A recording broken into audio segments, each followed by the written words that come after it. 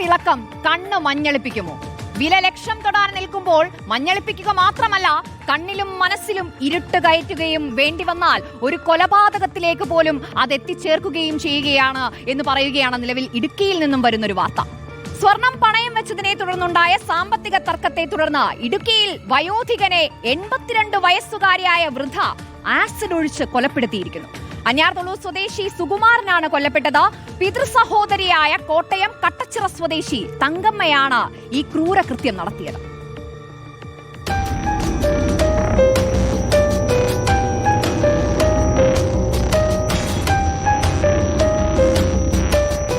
കോട്ടയം കട്ടച്ചിറ സ്വദേശിയായ തങ്കമ്മ 2 ആഴ്ച മുൻപാണ് സുകുമാരന്റെ വീട്ടിലെത്തിയത്. തുടർന്ന് ഇവിടെ താമസമാക്കിയ തങ്കമ്മയുടെ ആഭരണങ്ങൾ കൊല്ലപ്പെട്ട സുകുമാരൻ പണയം വെച്ചു. ഇതുമായി ബന്ധപ്പെട്ട തർക്കമാണ് അക്രമ സംഭവങ്ങളുടെ തുടക്കം. സ്വർണം പണയം വെച്ചതുമായി ബന്ധപ്പെട്ട സാമ്പത്തിക തർക്കം ഒരു പരിധി കഴിഞ്ഞപ്പോൾ കയ്യാങ്കളിയിലേക്കും നീങ്ങി. പിന്നാലെ തങ്കമ്മ കമ്പമെട്ട് പോലീസ് സ്റ്റേഷനിൽ പരാതി നൽകുകയും ചെയ്തു. പോലീസിൽ പരാതി നൽകിയത് ചോദ്യം ചെയ്താണ് സുകുമാരൻ ഇന്നലെ വീട്ടിലെത്തിയത്. വാക്പോര് കയ്യാങ്കളിയിലേക്ക് നീങ്ങി. പിന്നാലെ ആസിഡ് ആക്രമണം.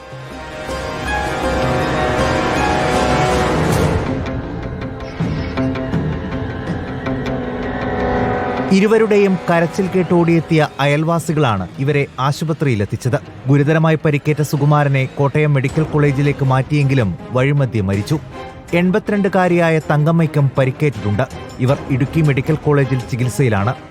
സുകുമാരൻ ഒറ്റയ്ക്കാണ് താമസിച്ചിരുന്നത്. കൃത്യം നടത്തുന്നതിന് തൊട്ട് മുൻപ് ഇരുവർക്കും മർദ്ദനമേറ്റിരുന്നുവെന്നും പോലീസ് സംശയിക്കുന്നു. ആസിഡ് എങ്ങനെ എത്തിയെന്നതിലടക്കം പോലീസ് അന്വേഷണം നടക്കുകയാണ്.